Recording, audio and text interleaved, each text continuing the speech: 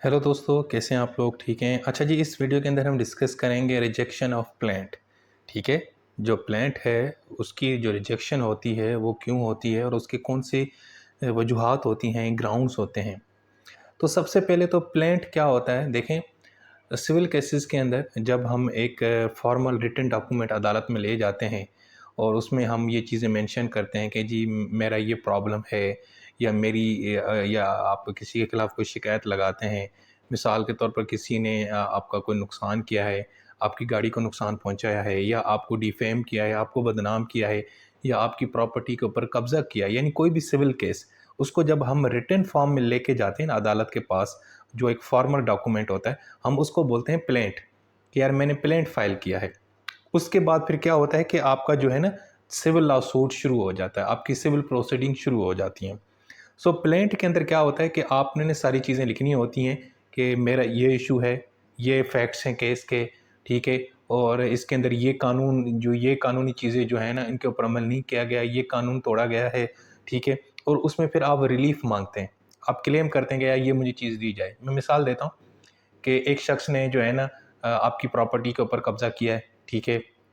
अब आप अदालत में जाते हैं, आप अदालत को कहते हैं कि जी ये प्रॉपर्टी मेरी है, ये इसके लिए मेरे पास सबूत भी मौजूद है, मेरे पास डॉक्यूमेंट्स भी मौजूद हैं, ठीक है। और दूसरा ये है कि इस शख्स ने गैर कानूनी तरीके से मेरी प्रॉपर्टी के ऊपर कब्ज़ा किया हुआ है, तो काइंडली मुझे रेमेडी दी जाए, यानी वो जो मेरी प्रॉपर्टी है वो मुझे वापस दी जाए और उस बंदे को उस प्रॉपर्टी से बाहर निकाल दिया जाए, ठीक है। तो अब ये आपने जो चीज़ लिखी होगी ना डॉक्यूमेंट के अंदर रिटन फॉर्म में, हम उसको बोलते हैं प्लेंट, ठीक है ना। यानी ये जो आपने अदालत को दरख्वास्त दी, जो अदालत को आपने रिक्वेस्ट की कि ये मेरा ये प्रॉब्लम है और मुझे ये रिलीफ दिया जाए, इसको हम बोलते हैं प्लेंट। लेकिन बाज़ औक़ात फिर क्या होता है कि जब हम अदालत जाते हैं तो अदालत हमारी प्लेंट को रिजेक्ट कर देती है, मुस्तरद कर देती है, यानी फाड़ के बाहर फेंक देती है। कहते हैं नहीं जाओ भई, ये तुम्हारी हम प्लेंट रिजेक्ट है। यानी हम जो दरख़्वास्त लेके गए, जो हम जो एक शिकायत लेके गए थे एक डॉक्यूमेंट की फ़ॉर्म के अंदर जिसको प्लेंट बोलते हैं, और ये कौन लेके जाता है? ये प्लेंटिफ़ लेके जाता है। किसके खिलाफ़? डिफेंडेंट के खिलाफ़। तो ये जो डॉक्यूमेंट था, जो एक रिटन डॉक्यूमेंट था जिसके अंदर मैंने अपना प्रॉब्लम बताया, मैंने अपना फैक्ट्स बताए, मैंने कानून बताए कि कौन से कानून या कौन से मेरे जो राइट्स हैं वो इन्फ्रिंज हुए हैं, मुतासिर हुए हैं, और साथ में फिर आपने रेमेडी भी क्लेम की कि मुझे ये रिलीफ़ दिया जाए। लेकिन अदालत उसको रिजेक्ट कर देती है। क्यों रिजेक्ट करती है? इसको देखेंगे इस वीडियो के अंदर। और रिजेक्शन ऑफ प्लेंट के हवाले से जो हमारा सीपीसी है, उसका ऑर्डर 7 और रूल नंबर 11, ठीक है ना, ये डील करता है। तो सबसे पहले देखेंगे कि कौन सी ग्राउंड्स हैं जिसकी बेस के ऊपर जब आप अदालत में प्लेंट फाइल करते हैं तो वो रिजेक्ट हो जाती है। सबसे पहला जो ग्राउंड है, lack of cause of action. अब इसका क्या मतलब है?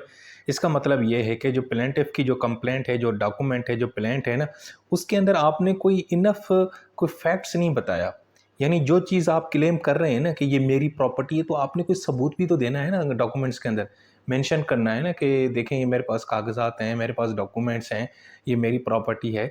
मतलब आपने किसी के खिलाफ़ कोई शिकायत लगाई है और आप क्लेम कर रहे हैं कि मुझे ये चीज़ दी जाए, मुझे ये सहूलत या रिलीफ़ दिया जाए या रेमेडी दी जाए, तो साथ में आपने क्या करना है, एक जो आप एक्शन चाहते हो अदालत से, उसके लिए आपने एक ठोस रीज़न भी तो देना है ना।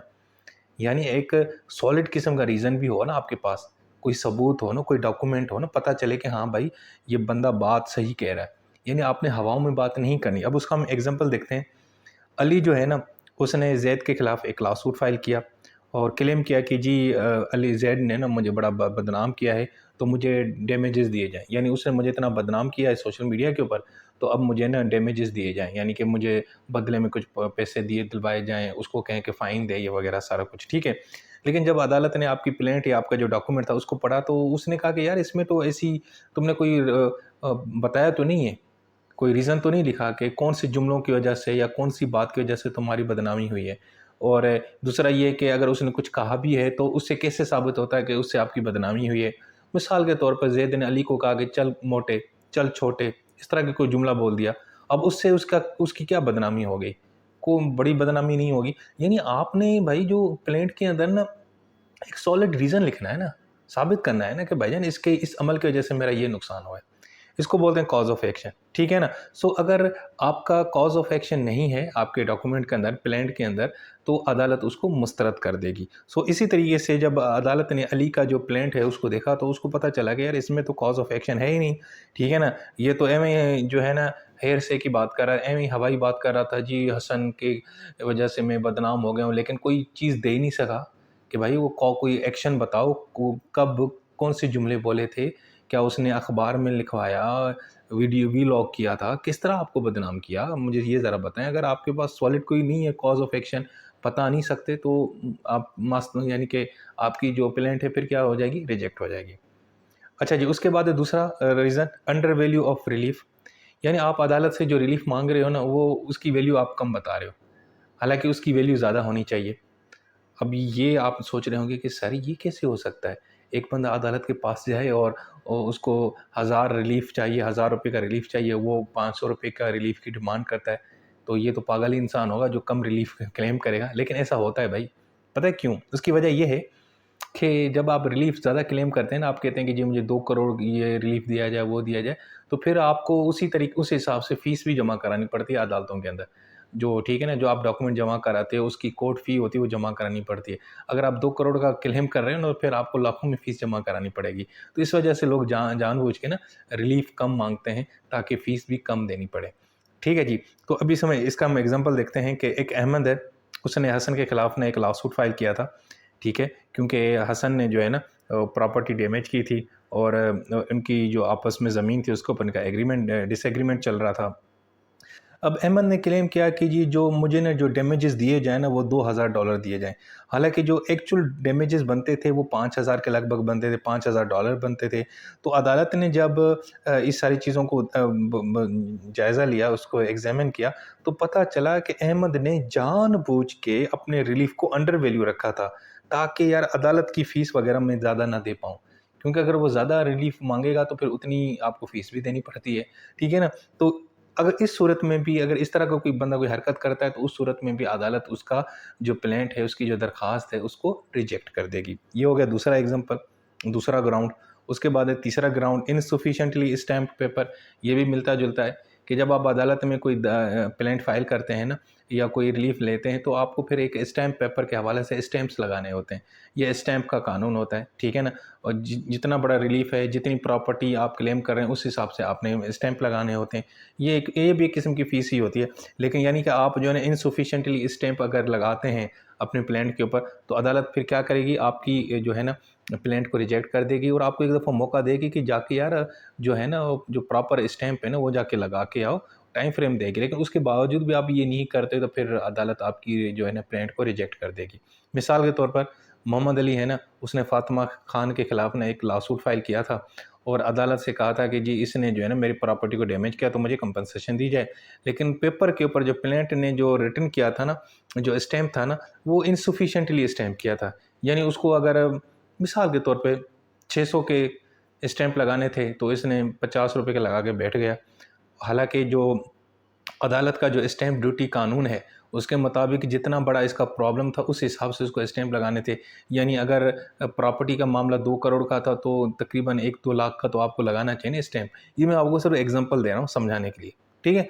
तो जब अदालत ने उसकी प्लांट को रिव्यू किया, तो अदालत को पता चला यार ये तो जो स्टैम्प ड्यूटी का जो कानून है, उसकी खिलाफ़वर्ज़ी की है। इसने सही तरीके से स्टैम्प नहीं लगाए और कम वैल्यू में लगाए हैं या जो है ना वो दुरुस्त नहीं लगाए, तो उस सूरत में भी अदालत आपकी जो प्लांट है, आपकी जो दरख़्वास्त है, उसको क्या कर देगी, रिजेक्ट कर देगी।